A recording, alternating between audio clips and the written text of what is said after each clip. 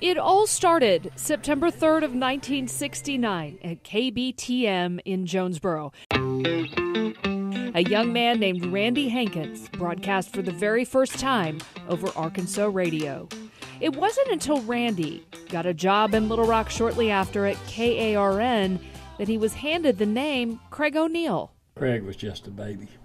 Radio legend Bob Robbins is still on the radio. 105.1 The Wolf, Bob Robbins in the morning, and baby has got her blue jeans on. I used to critique Craig years ago when we were both at KARN, and that was a long time ago.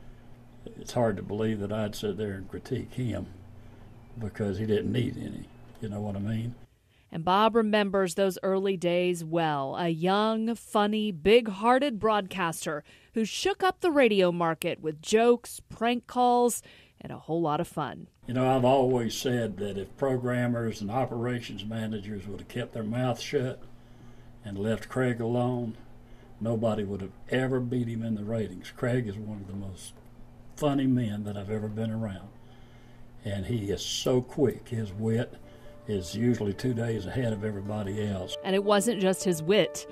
Early in his career, Craig O'Neill opened his heart to nearly everyone he met. He began emceeing fundraisers and reading to children, helping countless charities along the way. Craig and I both believe in that, doing stuff for other people. I know how he is, and I know that he will do anything to see a person happy.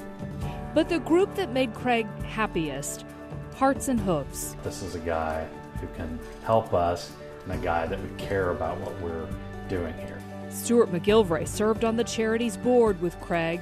Craig eventually served as the chair. And he was just excited from the moment he got out there. McGilvray recalls Craig's absolute delight seeing the horses and the children together and the therapeutic effects it had. He said, "Yeah, I'm here. What can I do to help?" And so we started roping him in. All the while, Craig kept focused on his career, too, making a transition from radio... He was a force in this radio business, I promise you he was. ...to television. Now he's part of the team on today's THV. To be honest, I was real happy. I thought he won't be competing against me now. We took Craig very, very serious from the competitive standpoint. We never put our finger on it, but we were lucky enough to come back up and force him over to television, get him off the radio.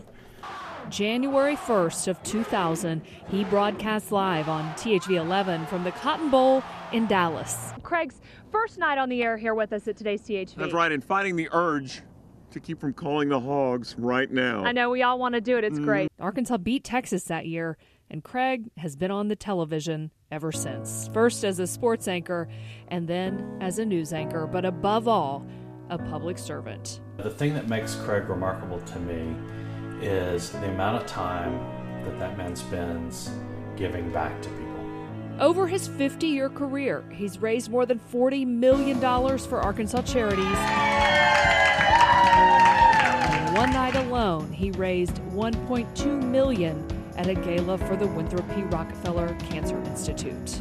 He loves life, he loves people, and he loves sharing that life with people. If he can make a joke and make them laugh, he'll do it.